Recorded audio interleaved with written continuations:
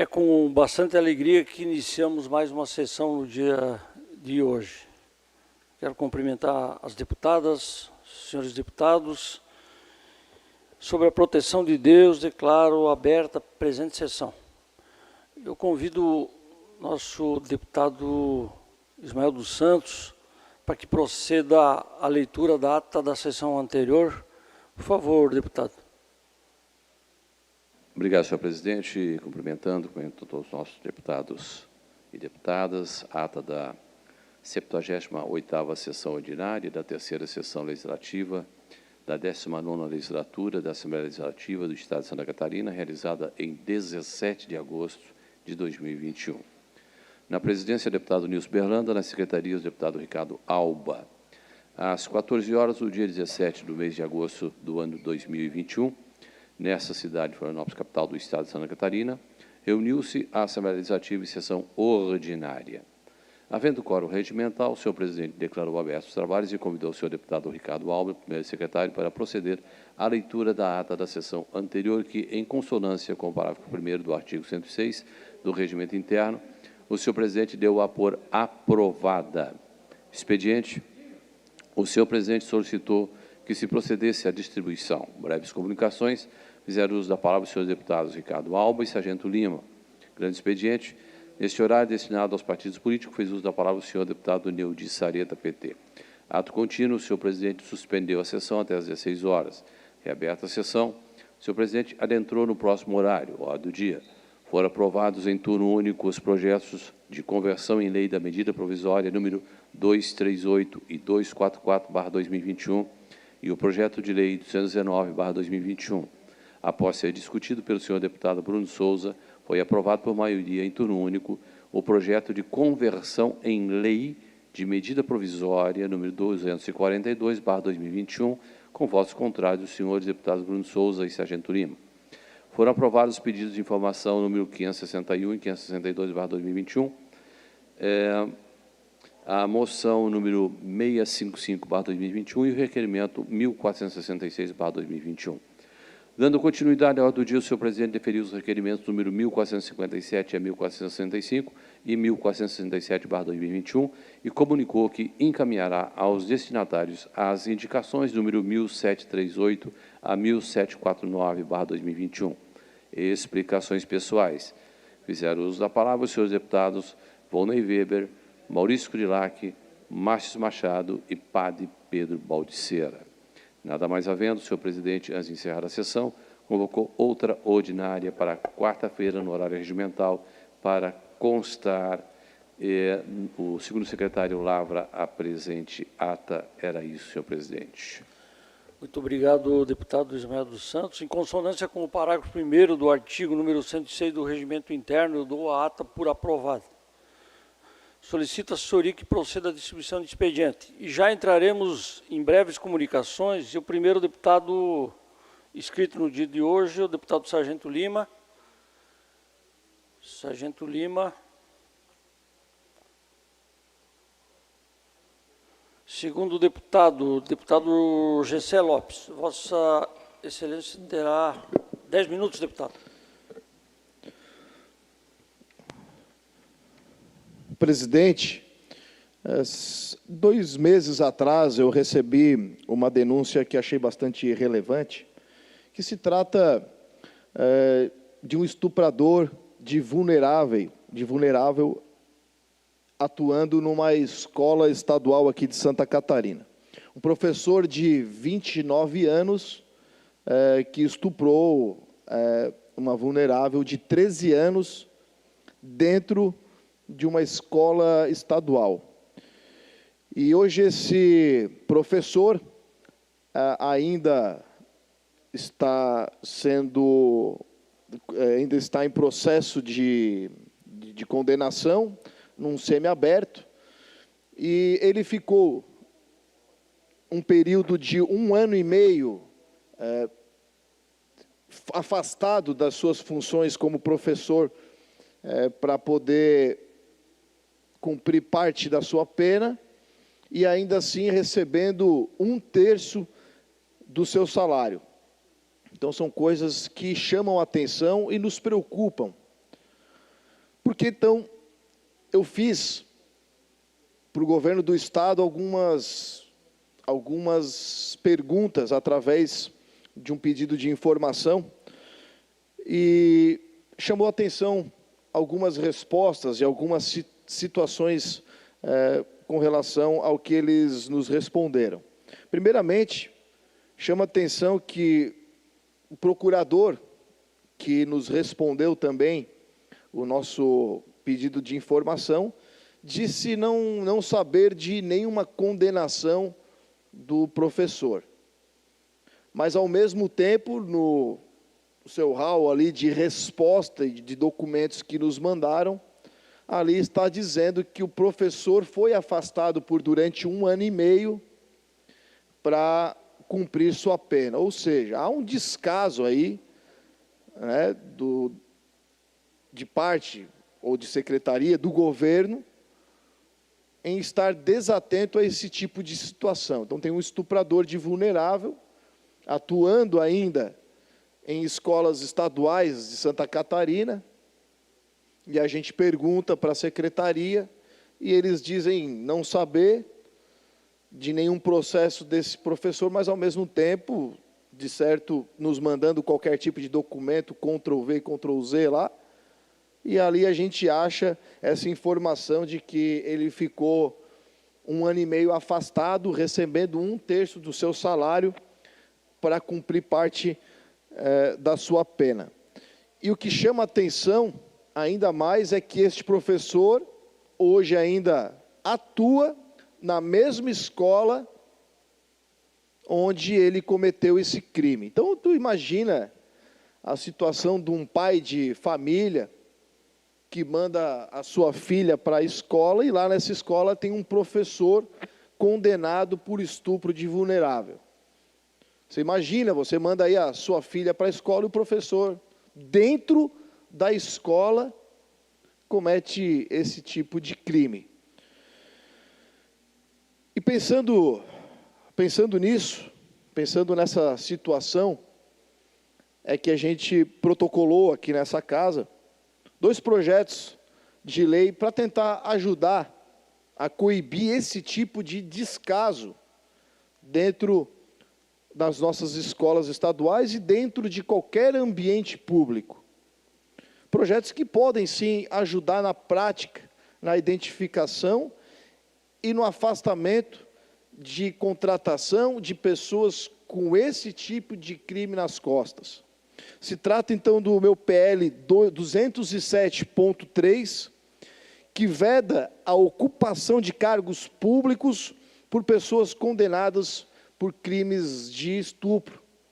Então, pessoas que cometem esse tipo de crime não pode, em hipótese alguma, dar aula para as nossas crianças e nossos adolescentes. Eu, como pai, não gostaria de ter um filho sendo cuidado e ensinado por esse tipo de professor.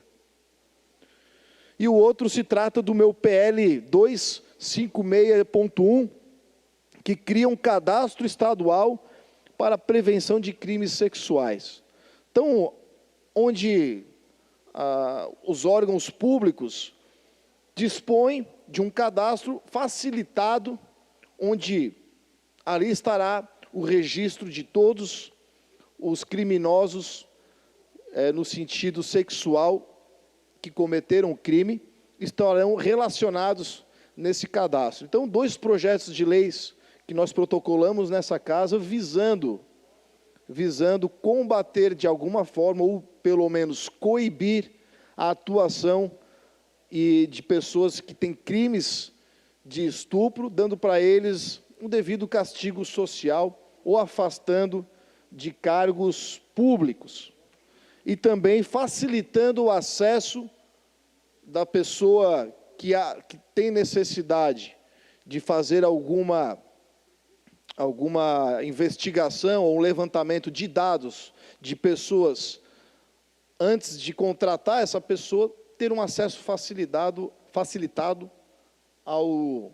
aos crimes que essa pessoa cometeu quando se tratar de crimes sexuais. Então, fica aqui essa minha manifestação, já deixando aqui para as pessoas que nós protocolamos projetos neste sentido, visando coibir aí pessoas que estupram vulneráveis ou estupros ainda mais graves, que a gente possa estar fazendo esse tipo de projeto ser aprovado aqui na Assembleia Legislativa.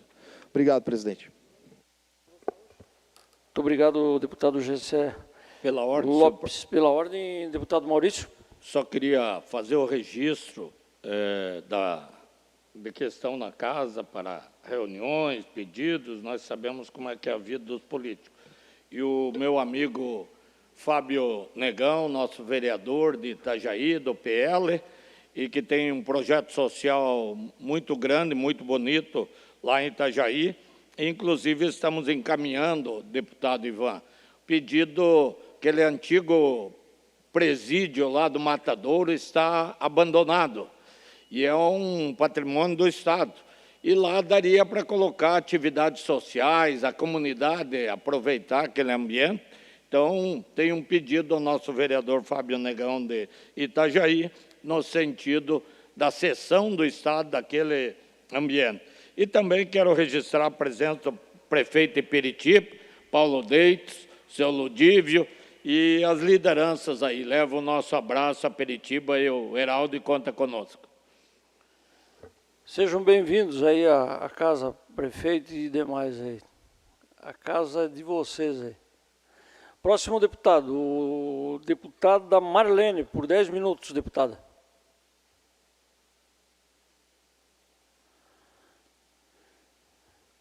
Deputado Dr. Vicente Carro Preso, por 10 minutos. Vossa Excelência será 10 minutos. Obrigado, senhor presidente. Amigos que nos acompanham nesse momento, eu tenho a falar sobre a nota de alerta da Vigilância Epidemiológica de Santa Catarina, da Secretaria de Saúde, na realidade, de número 13, 2021, de dias atrás. As medidas... Só um instantinho, senhor presidente.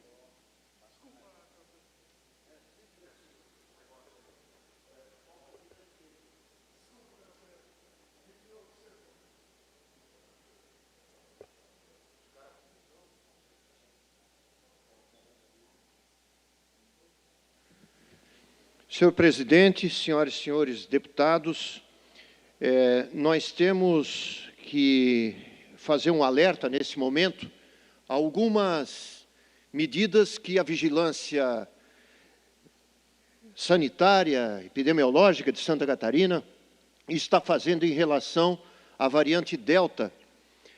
Quando menos se pensava mais se pensava que tudo estaria ok, e hoje a gente vê essas baladas aí, a festa comendo solta. É inimaginável hoje, na cabeça de cada um de nós aqui, irmos num restaurante e não ficarmos tranquilos, um conversando com o outro, várias pessoas. E essa variante tem assumido um papel importante no mundo inteiro, assustando organismos internacionais como a Organização Mundial de Saúde, o Centro de Controle de Doenças e Prevenção dos Estados Unidos, e mostrou que essa variante Delta é muito mais transmissível do que a do vírus original, lá da China. E que, assim, é para se ficar com um grau de preocupação muito maior na contenção dessa pandemia. Então, o Estado de Santa Catarina saiu mais uma vez na frente. Eu quero parabenizar o Eduardo Macário, André Mota e todas as suas equipes aí, o LACEN, que tem, sim, uma responsabilidade muito grande. Esse alerta aqui foi feito em vários sentidos de medidas que têm que ser tomadas, de intensificação da vigilância genômica. O que significa isso, o LACEN? Ele vai para cima de casos de pessoas que, por exemplo, falharam na vacina. Tem 2 vacinas e o cara e a pessoa contrai o coronavírus. Então, tem alta possibilidade de que seja essa variante Delta. E o problema está se intensificando porque, sem mais nem menos, foram diagnosticados, e hoje já foi veiculado pela imprensa, 50 casos já confirmados genomicamente aqui em Florianópolis. Então, o vírus está espalhado.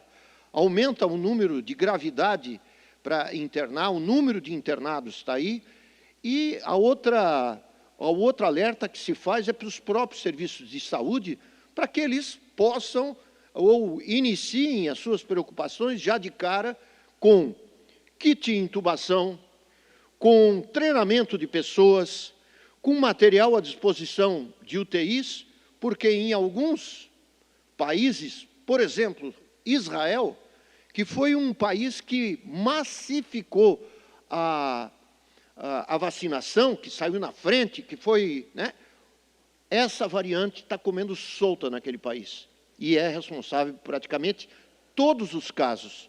Eles têm um altíssimo índice de cobertura vacinal e isso nos preocupa bastante. Preocupa os secretários estaduais, secretários municipais e prefeitos, porque quanto menos se esperava, está aí de novo um alerta. Por enquanto é uma nota da Vigilância Sanitária de Santa Catarina, epidemiológica também, mas, sobretudo, é um alerta que tem que ser feito para a população, para as autoridades sanitárias, como eu falei, das prefeituras, para que eles redobrem os alertas para as pessoas, e que para as pessoas passem a colaborar usando máscara, com um distanciamento de pelo menos 1,5 metro, que façam a limpeza das mãos e que mantenham os ambientes arejados. Isso não é coisa nova que esteja se dizendo, mas é coisa que tem que ser repetida e enaltecida, porque nós estamos aí à frente de novo, de um problema. E botar na cabeça, hoje em dia, da população, de empresários, de que eventualmente tenha que ser emitidas novas portarias, decretos. Não sei se o presidente e o deputado Alba lembra como foi a correria que foi com a emissão, semana sim, semana também, de novos decretos, de restrições e tudo. Por enquanto, está em grau de alerta, mas o caso foi detectada e tem que ser ressaltada a transmissão domiciliar do vírus. E isso foi o que aconteceu em março de 2020, quando, após isso, detectado aqui no sul do estado, foram iniciadas aquelas medidas restritivas muito fortes. Tomara que isso tudo não seja necessário e que a gente consiga passar a mão na consciência e que cada um faça a sua parte, mantendo os cuidados básicos de uma maneira extremamente intensa, porque o problema está por aí de novo, gente. Nós não podemos perder de novo por esse vírus, porque isso custa caro para a nação. E, além de custar caro para a nação, isso implica em morte, em vidas ceifadas. São quase 600 mil pessoas no país e nós não podemos nem imaginar um aumento exponencial de novo das internações, da exposição das pessoas a tubo, a UTIs, aqueles gastos inacreditáveis e, sobretudo, as perdas que muitas vezes nos chocam pelas circunstâncias de cada uma delas. Todas as vidas são importantes, algumas são emblemáticas, pessoas que realmente elas fazem uma diferença grande para o nosso convívio, para a participação na ciência social, profissionais de saúde. Então, é por isso que eu estou aqui hoje, senhor presidente, senhoras e senhores deputados, para repetir. Eu acho que quanto mais a gente bate na tecla, mais as pessoas têm oportunidade de ajudar e fazer a sua parte. E a parte nessa pandemia é aquilo que toca no coração das pessoas e a responsabilidade. Era isso, senhor presidente. Obrigado. Obrigado, deputado Vicente Carro Preso. Próximo deputado inscrita é a deputada Marlene. Vossa Excelência será 10 minutos, deputada. Boa tarde, senhor presidente. Muito obrigado pela consideração. Boa tarde a todos os colegas. Hoje quero falar um pouquinho sobre os 15 anos da Lei Maria da Penha.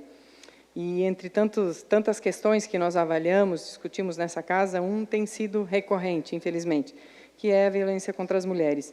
E nesse mês, quando nós lembramos os 15 anos da Lei Maria da Penha, uma das principais conquistas no enfrentamento a esse drama que ainda afeta milhões de famílias no Brasil, e precisamos falar dos avanços e mais ainda sobre os desafios que nós precisamos vencer ainda. Não tem como falar em direitos das mulheres sem considerar alguns aspectos históricos e culturais.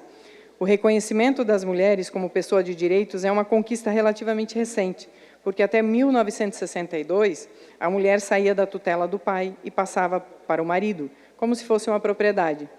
Isso mudou em 1962, com o Estatuto da Mulher Casada, que tornou as mulheres absolutamente capazes de exercer atos da vida civil. E, desde lá, muitos valores e conceitos mudaram. É inegável que a legislação avançou muito, especialmente após a Lei Maria da Penha, de agosto de 2006, e de outras leis importantes, como a Lei do Feminicídio de 2015. Mas esse avanço da legislação não foi acompanhado na mesma velocidade pela nossa memória social, que continua machista e patriarcal. Uma pesquisa que feita recentemente pelo Instituto Avon, mostrou que 76% dos jovens, homens e mulheres, acham incorreto que a mulher tenha vários ficantes, por exemplo, comportamento que para os homens é muito bem visto. Então, se pode dizer que, mesmo nos dias atuais, até entre pessoas jovens, ainda persiste a moral de que um determinado comportamento é permitido aos homens, mas não às mulheres. E esses conceitos estão na base da violência contra a mulher, porque para muitos homens e mulheres, as mulheres são propriedade deles, e eles podem fazer o que quiserem com elas, inclusive matar. Mas, como já foi dito muitas vezes, o femicídio é o último estágio da violência. Os relacionamentos quase sempre começam às mil maravilhas, e nem sempre alguns comportamentos dos parceiros são vistos pelas mulheres como atos abusivos. Muitas vezes são confundidos com atitudes de amor e cuidado. Um estudo recente do Tribunal de Contas, aqui do Estado de Santa Catarina, mostrou que, entre 2016 e 2019, ocorreram em Santa Catarina 206 feminicídios, ou seja, 206 mulheres morreram por serem mulheres, e 52.400 registros oficiais de lesões corporais contra mulheres, além de outros crimes. De janeiro a junho de 2020, em Santa Catarina, registrou 26.470 casos de violência doméstica, e 57 mulheres foram mortas em 2020. Índices tão altos colocam o Estado entre os com a maior taxa de feminicídio do Brasil durante a pandemia. E no primeiro semestre de 2021, 20 mulheres morreram vítimas de feminicídio em Santa Catarina. Em junho, o Tribunal de Justiça aqui de Santa Catarina expediu 570 medidas protetivas de urgência. Desde o início do ano, foram solicitadas mais de 6.000 medidas protetivas. A média diária em 2021 é de 36 pedidos por dia de mulheres com medo do feminicídio. E quem atua no enfrentamento à violência contra as mulheres sabe que esses registros são subnotificados, porque muitas delas não denunciam seus agressores por várias razões, e o medo é uma delas. É verdade que a Lei Maria da Penha é um marco não apenas por tipificar o crime, mas pela abrangência em abordar todos os aspectos pré- e pós-violência, instaurando mecanismos para coibir e prevenir a violência contra mulheres, prevendo a instalação da rede de enfrentamento, a educação preventiva, medidas protetivas, o encaminhamento da vítima a programas de proteção, entre outros mecanismos. Mas, passados 15 anos, ainda temos muitas lacunas, que são, em parte, responsáveis pela insegurança que tantas mulheres sentem na hora de denunciar os seus agressores. Em 2019, na Comissão de Direitos Humanos, realizamos audiências públicas pelo Estado para traçar um diagnóstico real das ações e políticas de combate à violência contra as mulheres. A conclusão mais evidente é que há muitas iniciativas boas, mas pontuais e isoladas, e as carências existem em praticamente todos os municípios. As estruturas de atendimento são precárias na maioria, gerando a falta da confiança no sistema e desencorajando muitas mulheres de denunciarem os seus agressores. Elas têm medo de denunciar e depois não têm a garantia de proteção, não têm para onde ir, nem como se manter. Também tem muitas que denunciam, mas depois não levam adiante o processo justamente porque não sabem o que fazer da vida, onde vão morar e como vão sobreviver sem o parceiro. Em Santa Catarina existem apenas 12 casas de abrigo, que atualmente atendem 236 mulheres vítimas, um número muito pequeno diante da real necessidade. E outro grande problema é a falta de recursos específicos para políticas públicas de proteção às mulheres no enfrentamento à violência. E uma auditoria do Tribunal de Contas do Estado identificou outro problema grave. Além dos recursos serem poucos, nem sempre os municípios conseguem usá-los totalmente em ações de proteção às mulheres. Por isso, é vital avançarmos para garantir as políticas de autonomia, para que a mulher possa romper o ciclo de violência. Além das estruturas de proteção e acolhimento, são necessárias políticas que propiciem a qualificação das mulheres, para que consigam ingressar no mercado de trabalho e alcançar a sua independência financeira, que é um passo fundamental para elas se libertarem dos vínculos com seus agressores. Mas mesmo diante dessas dificuldades, vamos abrindo espaços. E eu quero destacar 2 grandes conquistas da bancada feminina dessa casa neste ano. A instalação do Observatório da Violência contra a Mulher, criado por lei há 5 anos e que só agora virou realidade. E também a implantação da Procuradoria Especial da Mulher, da qual sou adjunta da deputada Ada. O observatório é um passo enorme, porque ele vai permitir que Santa Catarina consiga monitorar, registrar e analisar dados intersetoriais relacionados à violência contra as mulheres. E essas informações são fundamentais para o embasamento de propostas de políticas públicas. É um local único para onde vão convergir as informações, análises e proposições produzidas por todos os atores que atuam no enfrentamento à violência contra as mulheres. E a Procuradoria também é mais um passo importante para esse enfrentamento, além de também atuar pela igualdade de gênero e autonomia das mulheres. É um espaço de discussão de políticas mais igualitárias e uma ferramenta de ampliação da rede de proteção às mulheres, do combate à violência e da discriminação. Um espaço físico onde as mulheres podem procurar orientação e acompanhamento. E outra questão também que eu não poderia deixar de destacar é o acordo entre o governo federal e o governo estadual para os investimentos dos recursos do Estado em rodovias federais. Havia um impasse muito grande em relação ao uso dos recursos da 470, mas na reunião realizada no Senado essa questão foi resolvida, como foi amplamente divulgado no dia de ontem, inclusive nesse plenário.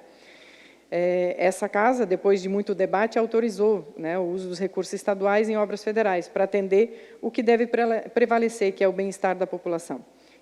Independentemente de onde sai o dinheiro para as obras de restauração, o que as pessoas precisam é de segurança quando andam pelas rodovias, de estradas sem buracos e bem sinalizadas. Não podemos mais perder tantas vidas pelas péssimas condições das rodovias, especialmente a 470 e a 163, que são corredores para escoar grande parte da produção do nosso Estado. Então, é preciso saudar esse entendimento e a garantia de que os recursos serão usados nas obras dessas 3 estradas federais, 470, 283 e a 280. O fim desse impasse beneficia o cidadão catarinense, que não quer saber se é o Estado ou é a União quem vai fazer as obras nas estradas. E esse é um investimento que volta para o Estado, porque melhorando essas vias, aumenta a capacidade de tráfego e reduz o custo do transporte, e isso certamente contribuirá para o incremento da nossa arrecadação. E o que eu considero mais importante é que, com essas obras de melhorias, nós vamos garantir mais segurança a quem anda por essas estradas e evitar tantos acidentes e perdas de vidas em Santa Catarina. E a recuperação dessas rodovias estaduais também é fundamental, e o Estado está em processo de contratação dos projetos de recuperação de algumas, como, por exemplo, a 163 no trecho São Miguel do Oeste a Itapiranga, que ainda é uma SC. A maioria dessas não tem projetos e outras tantas, como vários trechos da 283 no Oeste, já estão em processo de licitação das obras, ou até com as obras em andamento. Ou seja, uma excelente notícia. Claro, deputado Ismael. Primeiro também posso só dizer da minha alegria de tê-lo aqui de volta, depois de um problema de saúde, mas muito feliz mesmo. Seja muito bem-vindo, com muita saúde, para a gente poder trabalhar aqui e contar com a sua importante presença aqui no plenário. Obrigado, deputada Marlene, pela simpatia. Primeiro, também ratificar aí os nossos aplausos ao governo do Estado e a toda a equipe, e a esse plenário que soube também conduzir as questões relacionadas a BR-470, a 161, a 280, ganha Santa Catarina. E só para complementar o seu longo discurso e muito bem conceituado em relação à questão da Lei Maria da Penha, os 15 anos, nós temos um projeto nessa casa, e eu quero contar com o seu protagonismo, que reserva 5% das vagas das contratações, das terceirizadas, em todos os poderes, para mulheres. Mais um minuto para concluir, senhores deputados. Obrigado, presidente. Para mulheres vítimas de violência, eu prestei atenção aí no seu relatório, são 30 pedidos por dia de medidas protetivas, e muitas vezes a mulher não sai de casa exatamente porque não tem essa autonomia financeira. Então, é nesse sentido que o nosso projeto está tramitando nessa casa e contamos com a sua liderança. Obrigado. Obrigado. Questão de ordem, senhor presidente. Pois não, deputado. Gostaria, antes do próximo pronunciamento, registrar a presença aqui do jovem prefeito de Indaial, André Moser. Parabéns pelo trabalho que vem desempenhando no município de Indaial, e é uma satisfação tê-lo conosco aqui no plenário desta casa. Seja bem-vindo também, prefeito. Próximo deputado inscrito, deputado Maurício Skudilac. Deputado Maurício. Deputado Alba. Ricardo Alba. Vossa Excelência será 10 minutos, deputado.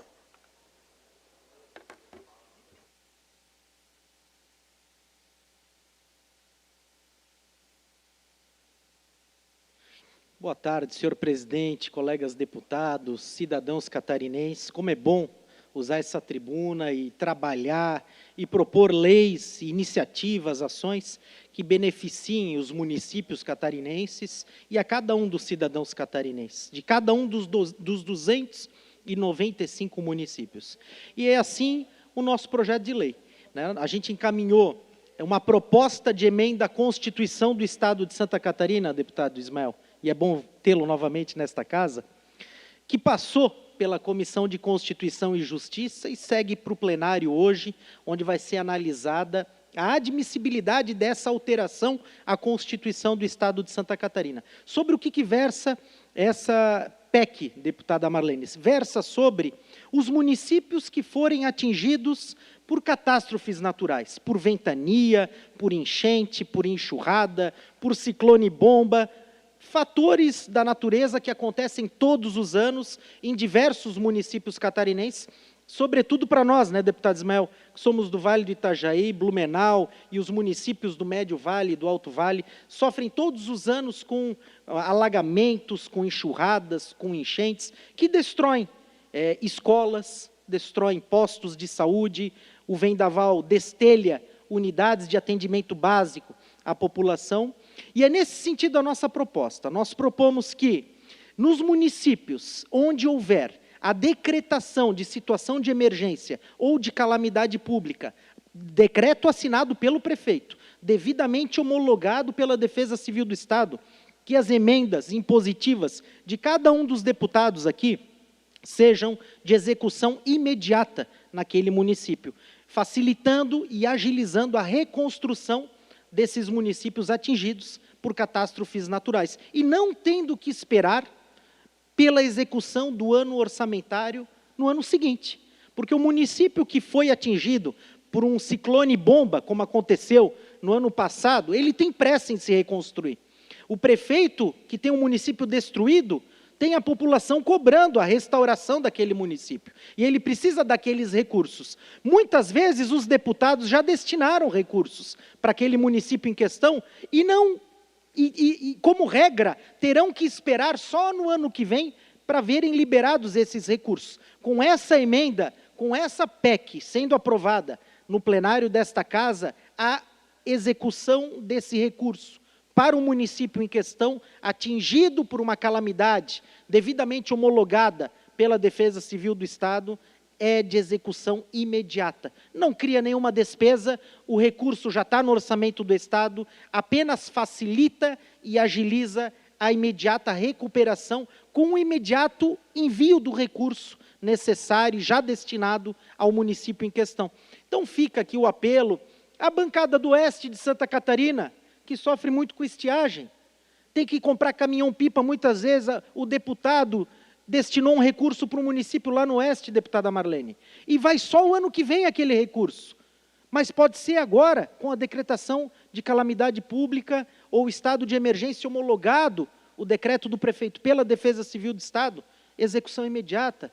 Deputado Ismael, o senhor destinou um recurso lá para Blumenau, ou para Gaspar, ou para Indaial, que o prefeito está aqui no plenário, inclusive, nos prestigiando, atingido por uma calamidade. Execução imediata. Vale do Itajaí, a bancada do Vale, a nossa frente parlamentar é muito importante o apoio nessa PEC.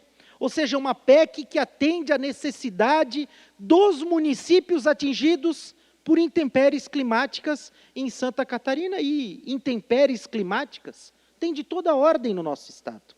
Uma hora é vendaval, é ciclone-bomba, é enxurrada, é enchente, é deslizamento, como aconteceu no Vale do Itajaí em 2008, onde inúmeras vidas foram perdidas, inúmeras repartições públicas destruídas, pontes, passarelas destruídas, e o prefeito decretou situação de emergência ou calamidade pública, ele vai receber, sendo aprovado essa PEC, o recurso que foi destinado pelos deputados de forma imediata e não vai precisar esperar o ano que vem, na execução orçamentária da LOA do ano que vem, para receber esses recursos. A necessidade é urgente. Esse projeto está na pauta de hoje.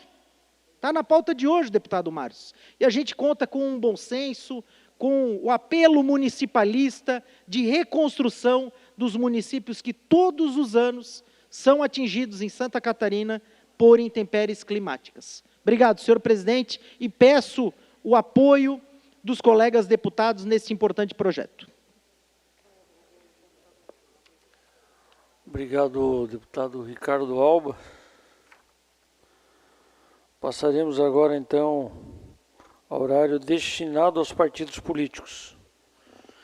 Primeiro bloco, o primeiro partido no dia de hoje é o Partido dos Trabalhadores. E está escrito o nosso deputado Padre Pedro Baldiceira. Vossa Excelência será 10 minutos, deputado Padre Pedro. Senhor presidente, senhoras e senhores deputados e deputados, venho neste momento então, para dizer que não é novidade para ninguém. Tivemos nada mais e nada menos que 40% de aumento nos combustíveis, que ultrapassam hoje a R$ 6,00 ao litro. Basicamente isto nós temos por este Brasil afora. E ouvimos, contudo, que se fez o pagamento antecipado de 31,6 bilhões de reais aos acionistas, relativo ao exercício de 2021. Portanto, quem paga e paga caro, tudo isto é a nossa população trabalhadora do nosso estado e do nosso país. E o aumento dos combustíveis, ele colabora também para que todas as mercadorias fiquem mais caras, elevando, dessa forma, o custo de vida da nossa população, estrangulando ainda mais o orçamento familiar, que sofrem com a volta da fome, do desemprego e os cortes dos salários. E o país, ele vem registrando recordes em cima de recordes de desemprego, crescimento do subemprego, a renda cada vez mais baixa, o auxílio emergencial está próximo do fim e a produção ela ficou mais cara por conta dos preços da energia e do combustível. A população vive momentos dramáticos. Tem gente comprando pé de galinha para fazer sopa, talvez até fazer o prato principal, pescoço. gente indo ao açougue para comprar ossos, porque o dinheiro não dá mais para comprar nem a carne de segunda. Nos últimos 12 meses, o arroz subiu 48%, o feijão 22%, a carne 38%, o leite 11%. E o gás de cozinha, que em alguns estados já custa mais de R$100, subiu 24%.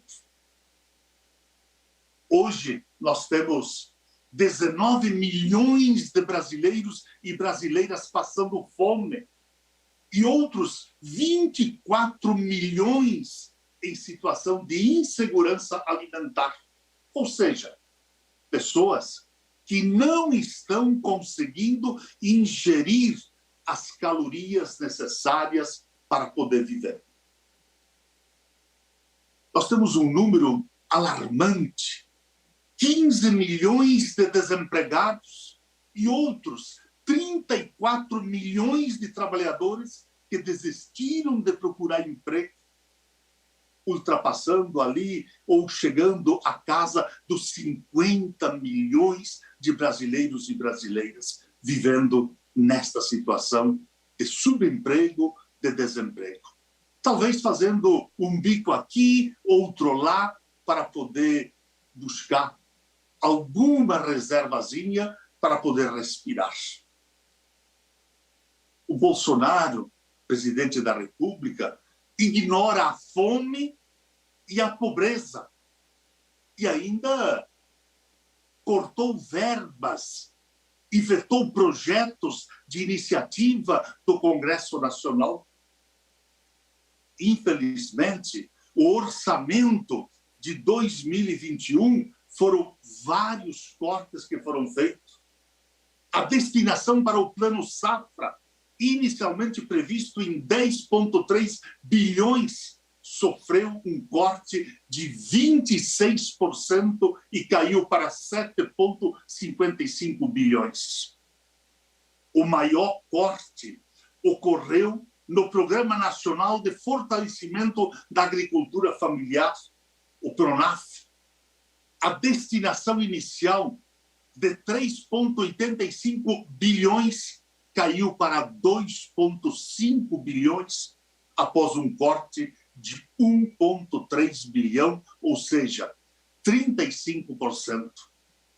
O Brasil já viveu grandes momentos no combate à pobreza, à miséria, nos governos do ex-presidente Lula e da ex-presidente Dilma. Quando o país foi retirado do mapa da pobreza, da fome, da miséria, e, infelizmente, voltamos a ter, no Brasil, gente passando fome, mesmo tendo um espaço tão maravilhoso para a produção de alimentos. E muita gente querendo trabalhar, produzir alimento para saciar a fome desta. Mais 30 segundos, deputado, para concluir. Obrigado, senhor presidente. Obrigado, deputado Padre Pedro Baldiceira. Próximo bloco MDB, Partido Novo. Representando o S de Santa Catarina, o deputado Moacir Sopelsa. Vossa Excelência terá 15 minutos, deputado. Muito bem, meu presidente, deputado Nilson Berlanda, o qual eu quero lhe cumprimentar e cumprimentar todos os parlamentares e as parlamentares. Cumprimentar toda a nossa imprensa. Eu vi aí, deputado Berlanda, o deputado Padre Pedro, eu quero cumprimentar o deputado Padre Pedro. Eu não sei se são poucos ou ninguém enxerga o momento que nós estamos vivendo. O deputado Padre Pedro levantou algumas questões, deputados, que nós estamos passando nesse momento. E uma delas é quando se diz que a inflação ainda está abaixo de 3%. O combustível e o gás de cozinha, nos últimos 8 meses, subiram mais de 50%. os produtos, a cesta básica, eu não tenho nenhuma dúvida que ela cresceu nos últimos 10 meses mais de 30%. Eu não sei quando vão fazer a avaliação, o custo da cesta básica, olha o chuchu, o tomate, né? E aí dizem que a cesta básica subiu 10%, 12%, e o deputado Pedro levantou o que está custando 1 quilo de feijão, o que está custando 1 quilo de arroz, o que está custando 1 quilo de carne, o que está custando 1 litro de leite. E se nós formos ver, o poder aquisitivo é o mesmo, ou ainda menor do que era o ano passado, muito menor, com o aumento que tiveram esses produtos.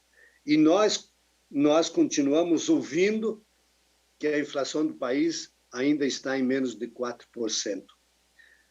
1 hectare de lavoura que era feito no ano passado, com tecnologia, com toda uma tecnologia para produzir entre 180 a 200 sacas de milho, tendo um clima normal.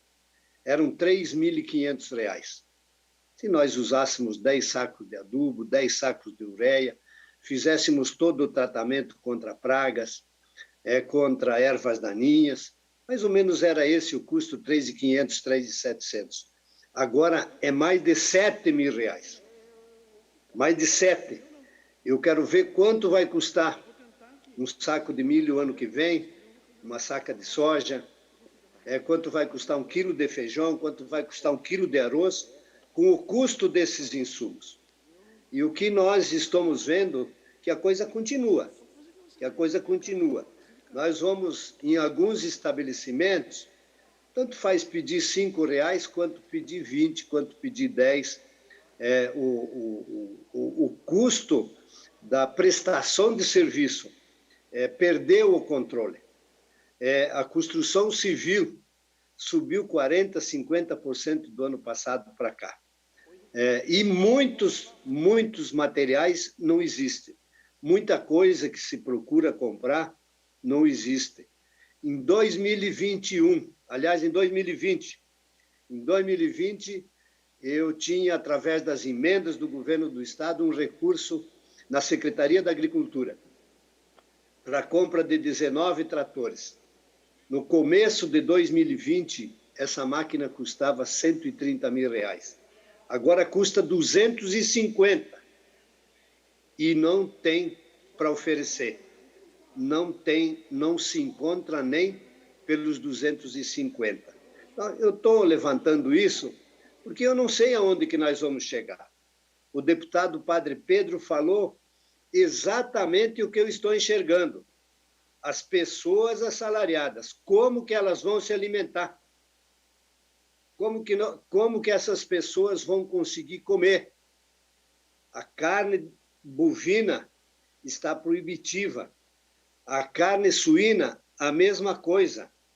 A carne de frango, que era um produto que era para as pessoas de baixo poder, para as pessoas mais pobres, hoje está se oferecendo nas exportações, não há o que chega. E no Brasil, o preço, se não triplicou, dobrou. Então, temos que pensar, e alguém precisa, o governo federal, nosso presidente da República, o ministro da Economia, precisam olhar para essa situação, sob pena de nós, não tenho nenhuma dúvida, de aumentarmos os roubos, os assaltos, para que as pessoas possam ir buscar oportunidade de se alimentar. É um momento que o país vive que precisa ser tomada uma providência. Se não tomada essa providência, nós vamos ver ainda mais gente passando fome, ainda mais gente com muito mais dificuldade. E quem pode resolver, ajudar a resolver esse problema, eu não tenho nenhuma dúvida, é o nosso governo central. É lá que as coisas acontecem, é lá que se consegue administrar situações que possam dar segurança para a vida das pessoas, para a alimentação das pessoas, para o trabalho das pessoas. Além de nós continuarmos vendo cada vez mais gente desempregada.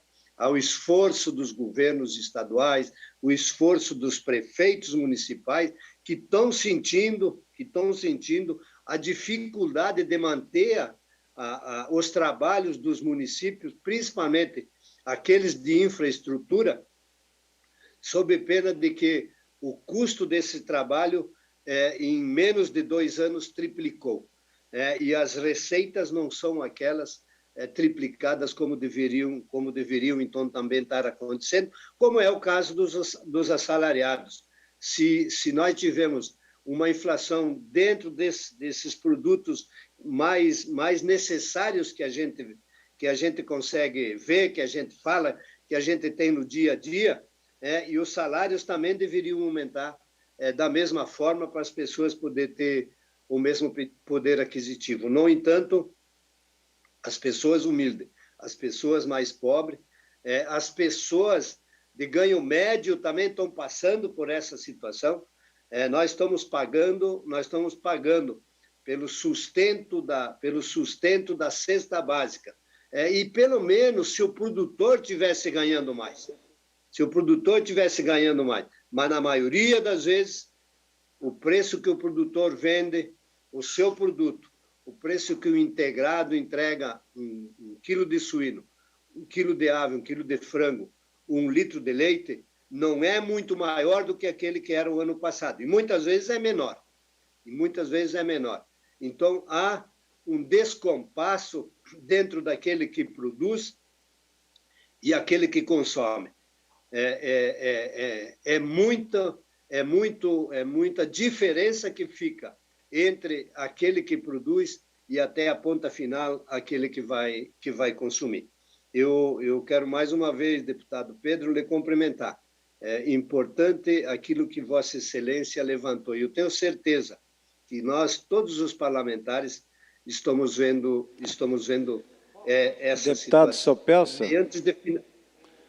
Vossa Excelência nos concede uma parte, eu não sei se o senhor está usando o horário do partido ou se é uma parte no pronunciamento do deputado Padre Pedro.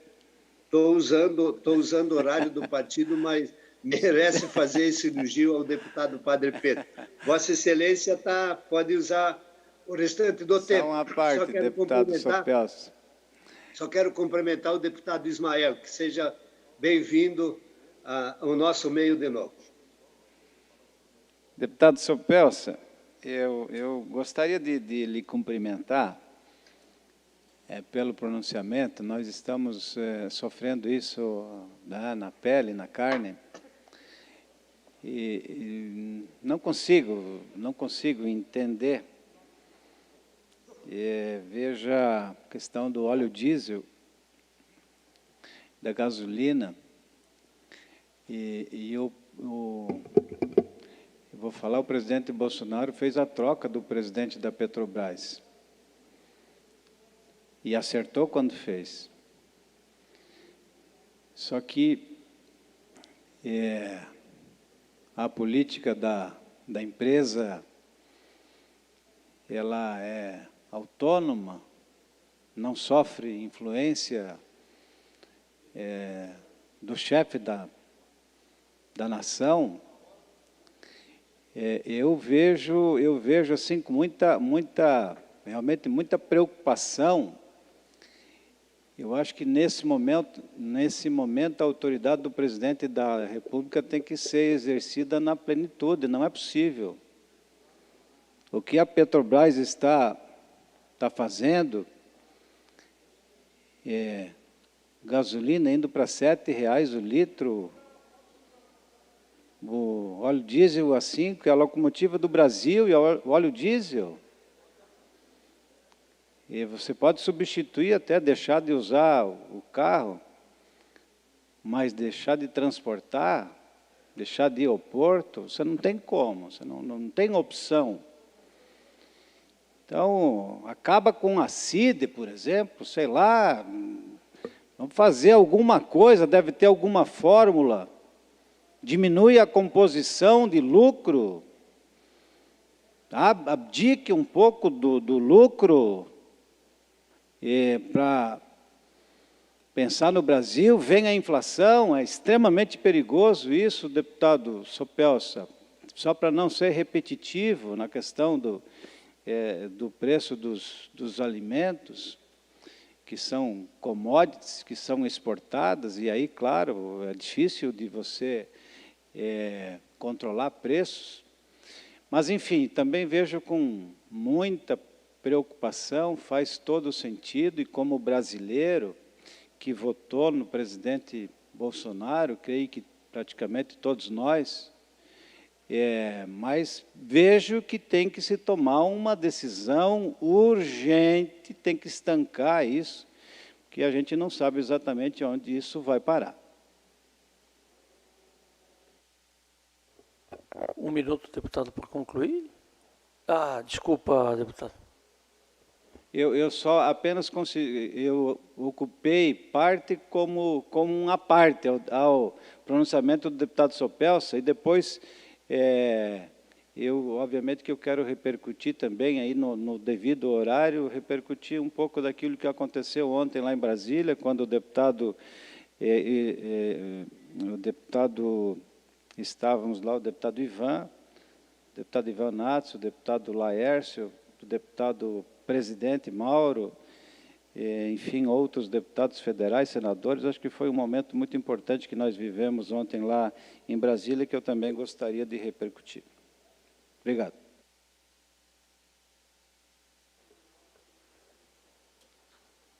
O deputado Sopelsa pretende usar o restante do tempo, deputado Sopelsa?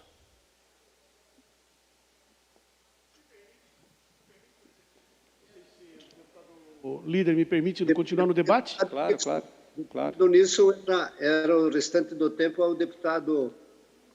Então, se o senhor permitir, deputado Sopelsa, eu queria pedir uma parte para continuar na pauta. Bom, nós também precisamos, lá no Congresso Nacional, deputado Cobalcini, deputado Sopelsa, senhores deputados, no Congresso Nacional tem um grupo de trabalho coordenado pelo presidente Bolsonaro, que pede a alteração na carga tributária dos combustíveis. Esse grupo de trabalho está com uma proposta bem avançada, é composto por técnicos da Fazenda Nacional e também por técnicos do Congresso Nacional, deputados, senadores, e esse grupo de estudo, coordenado pelo próprio presidente Jair Messias Bolsonaro, tem estudado uma forma de alteração tributária dos combustíveis. E há uma certa resistência, obviamente, dos governadores dos estados, porque os combustíveis representam uma grande fatia da arrecadação tributária dos estados do Brasil, né? Os cofres dos estados, eles sobrevivem boa parte da arrecadação do ICMS, que é recolhido dos combustíveis. E já foi feito aqui, eu também fiz, uma manifestação, um pedido para o governo de Santa Catarina seguir o mesmo caminho, para a gente criar aqui um grupo de estudos para poder avançar na questão tributária do ICMS dos combustíveis em Santa Catarina. Acho que nas primeiras sessões de fevereiro desse ano, já foi feita uma indicação nesse sentido. A Casa já se mostrou bastante preocupada com a elevação do preço dos combustíveis, e como o imposto representa uma grande parcela do preço pago na bomba, acho que os estados têm que fazer a sua parte e contribuir também, nesse momento de dificuldade do povo brasileiro, do aumento do combustível, fazer um estudo para trabalhar a questão da redução tributária, que seria um caminho para tornar o litro do combustível mais barato no posto de gasolina, talvez tributar na refinaria. Enfim, nós precisamos conversar bastante, deputado Cobalcini, para ajudar o governo a encontrar uma alternativa. Acho que esse é o papel da Assembleia. Ajudar o governo de Santa Catarina, o governo federal, a encontrar uma alternativa para baixar o preço do combustível. Obrigado, deputados. Próximo partido, PSL. Deputado Gessé Lopes, Vossa Senhoria terá 7 minutos e 30 segundos, deputado. Olha, hoje estive aqui ouvindo os colegas que me antecederem, foi um festival horripilante de narrativas e achismos gritante. Começa com a deputada que já não está mais aqui, falando que vivemos uma sociedade machista e patriarcal, porque o homem, quando pega um monte de mulher, é o machão, mas quando a mulher pega um monte de homem, não presta, né? Então, está aqui pregando que mulher que tem que sair por aí dando para todo mundo, vai fazer isso, não tem problema nenhum, ninguém está impedindo. Agora, querer dizer aqui que é porque é machismo, que a gente vai achar isso ou aquilo, pelo amor de Deus. É lógico que a gente vive num país patriarcal, ainda bem, né? Também, se quiser ser mãe solteira, vá ser mãe solteira. Se acha que isso é melhor, mais sadio para a mulher, eu não vejo isso como principal fonte de agressão contra as mulheres. É lamentável fazer esse tipo de generalização. E outro aqui, né, a esquerda ela tem o dom de ser dissimulado. Né, dizer que o PT tirou os brasileiros da pobreza, isso é uma demagogia, primeiro porque diminuíram, né, a régua da pobreza na época, né, botaram para baixo, e, na verdade, o que fizeram foi endividar os pobres, né, deram tanta condição de empréstimos que fizeram eles, até hoje, estarem todos endividados. Sem dizer que, no governo Dilma, explodiu em desemprego em 2014. E quando o Bolsonaro falava lá no início da pandemia que nós teríamos um grande problema econômico, ninguém deu bola para ele, né? Falavam que a economia a gente vê depois, vamos fechar tudo. E o governador e o presidente nada fez para impedir as pessoas de continuarem trabalhando e produzindo, e foi criticado por isso. E agora, dissimuladamente, como se não houvesse uma pandemia, como se não tivesse tido nenhum tipo de fechamento e restrição ao trabalho, as pessoas, né, a esquerda começa a colocar a culpa no presidente, no governo, por causa da recessão, por causa do aumento das coisas. Então, quando você é sincero e honesto com os seus argumentos, você lê como essa matéria aqui da cepal.org. A pandemia provoca aumento nos níveis de pobreza sem precedentes nas últimas décadas e tem um forte impacto na desigualdade no emprego. Então, quando você é desonesto, você coloca isso na conta de um governo federal que nada fez para restringir o trabalho e o sustento das pessoas. Mas é assim, a esquerda tem essa dissimulação. E com relação à gasolina, eu ainda tenho também as minhas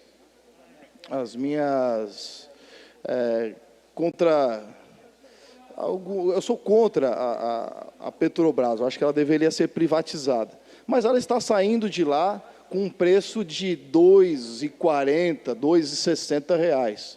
E aí os deputados do governo, aqui, do governador do MDB, que poderiam ir ali e cobrar do governo baixar o ICMS, que é a maior fatia dos gastos com relação à gasolina. Já fizemos audiências públicas, diversos pedidos, e agora vem colocar também a culpa apenas no governo federal, que por muitas vezes tenta baixar os impostos, agora está tentando fazer um projeto de subsídio para tentar diminuir para o consumidor, que eu também não sou tão favorável, porque vai tirar de um lugar para botar no outro. Esse é o Brasil, é o custo Brasil, o Brasil todo endividado, cheio de dívida, tu não consegue baixar impostos sem tirar de algum outro lugar, infelizmente. Mas isso é só debate para quem tem um pouco de responsabilidade. Aí fica agora colocando todo mundo aí a conta na cola do governo, é lamentável.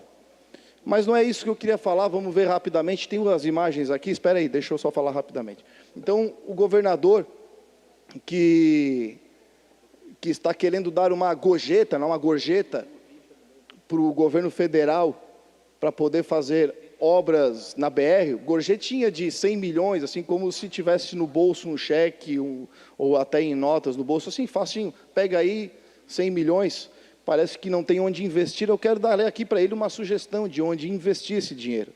Eu recebi uma denúncia e umas fotos que eu já vou mostrar, da escola São Francisco de Paula, Seara em Itajaí, que tem um dos seus blocos está interditado, dificultando a movimentação das aulas. Os alunos estão tendo que fazer, revezar salas de aulas entre algumas salas de aulas e outras provisórias, porque está tendo que pegar lugares onde antes eram áreas de lazer e colocando os alunos ali para estudar por causa do descaso do governo com uma obra que precisa ser feita com urgência.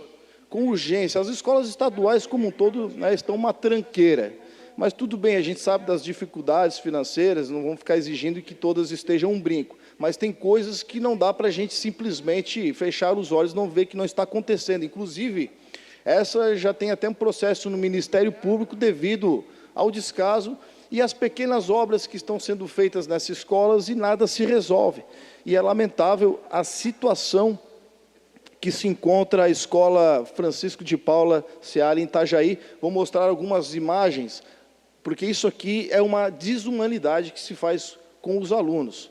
Então, ali o forro, o quadro rachado no meio, os pisos da sala de aula caindo, soltando, por causa de goteiras, mais aquela situação. Olha essa rachadura no meio de uma parede. Olha a situação precária da escola, tudo bem, às vezes não se dá para ter aquilo que se espera, mas o mínimo de dignidade. E isso aí se torna até algo perigoso, né? Essas pontas saindo, soltando, e isso não interessa a nenhum catarinense. Olha a situação, parece um presídio, né? Uma tranqueira, acho que até presídio é melhor que isso aí. Então, se o governador está com dificuldades de saber onde empregar 100 milhões que ele quer dar de gorjeta para o governo federal fazer BR, está aí. Acredito que com bem menos de 1 milhão ele pode fazer uma boa recuperação dessa escola e colocar ela em pleno funcionamento. Obrigado, presidente. Obrigado, deputado Gessé Lopes. Próximo partido, Partido Liberal, bloco Partido Liberal, Ivan Nats. Vossa Excelência terá 7 minutos e 30 segundos. Deputado Ivan.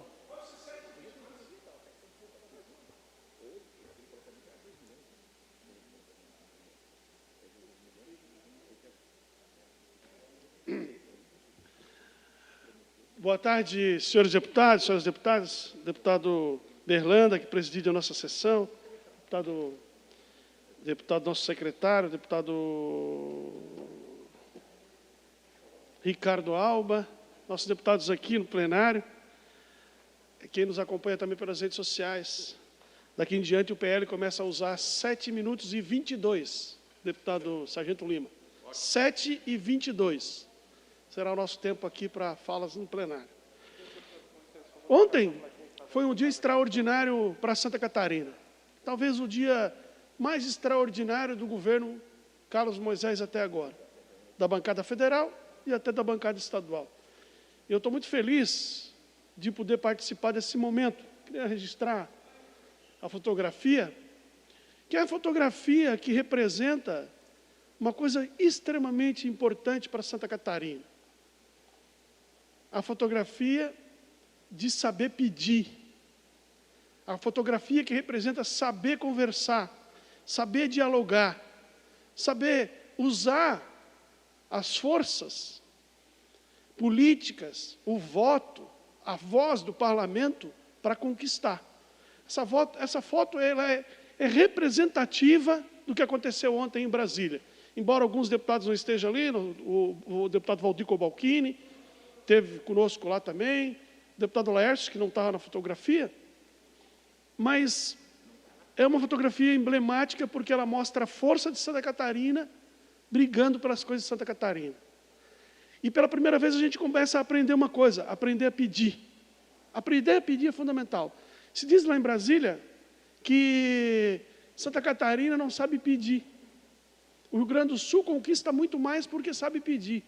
O Paraná conquista muito mais porque sabe pedir, pede em bloco, negocia. E aí conquista mais. Mas essa foto do acordo da BR-470, com o governador Carlos Moisés, com o senador Amin, com o senador Dário, com o senador Jorginho, com a bancada federal, com os deputados estaduais, com o secretário de Infraestrutura, o Tiago Silva, representa uma nova etapa, eu acho, da política catarinense. Ela representa fundamentalmente o que a gente precisa aprender a fazer, que é aprender a pedir. E também representa uma grande conquista para Blumenau. A maior conquista que Blumenau teve desde o início das duplicações da duplicação da BR-470, e talvez a notícia mais importante que Blumenau teve nos últimos tempos. Quando se falou que o governador queria colocar 200 milhões de reais no trecho 1 e 2, e deixar o trecho 3 e 4 de fora, que é do trevo da Mafisa até Indaial, várias pessoas foram à imprensa, inclusive alguns órgãos de representatividade de Blumenau, se contentar com o trecho 1 e 2. Alguns até subiram aqui, nessa tribuna, para exigir que os 200 milhões fosse colocado no trecho 1 e 2, sem exigir nenhuma contrapartida para Blumenau. Estava bom.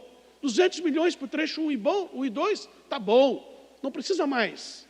E Blumenau, então, ficava a ver navios na duplicação. Nós ficava lá com aquele pepino da duplicação entre o trevo da Mafisa e a divisa Indaial.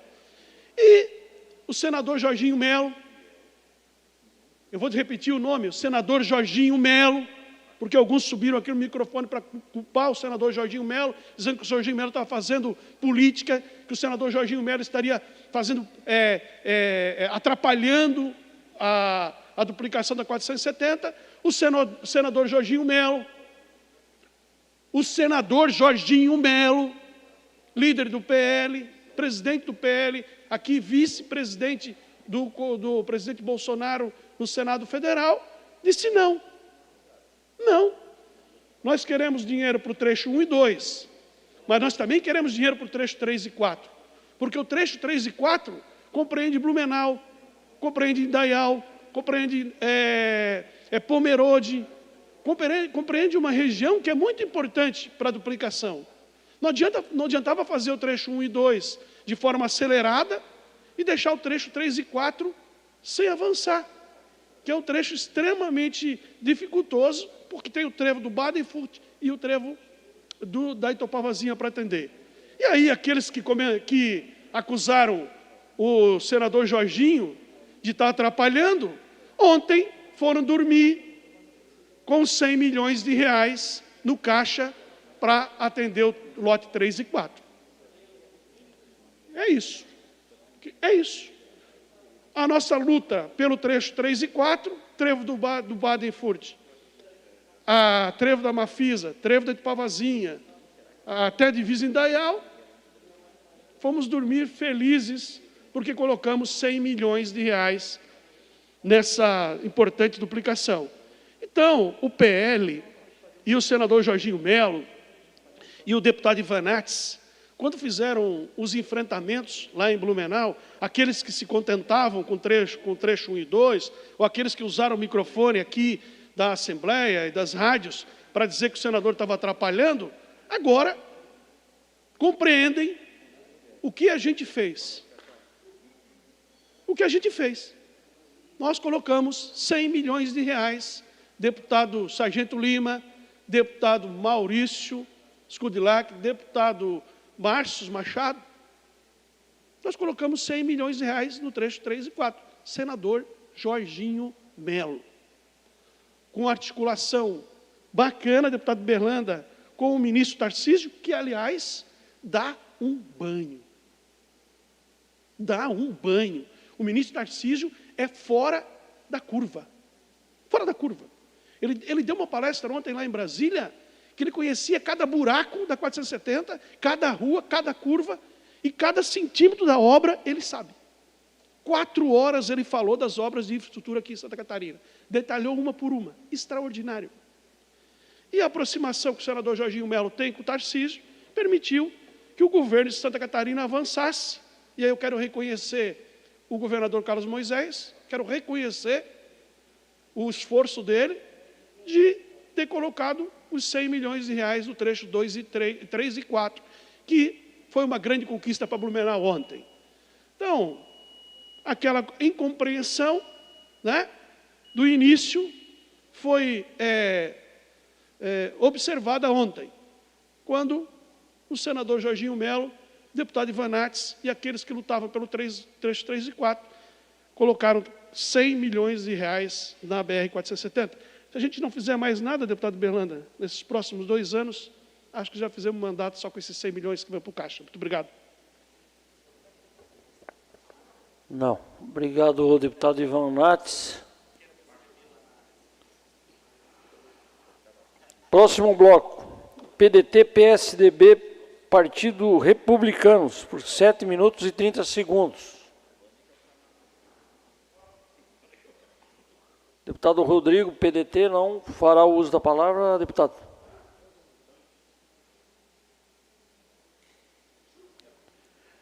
Bloco PP, PSDB, por 7 minutos e 30 segundos.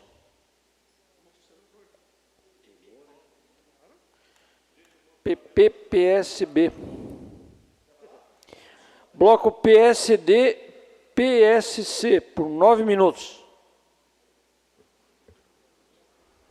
Finalizando, então, o horário destinado aos partidos políticos, essa presidência suspende a sessão até às 16 horas. Está suspensa a sessão.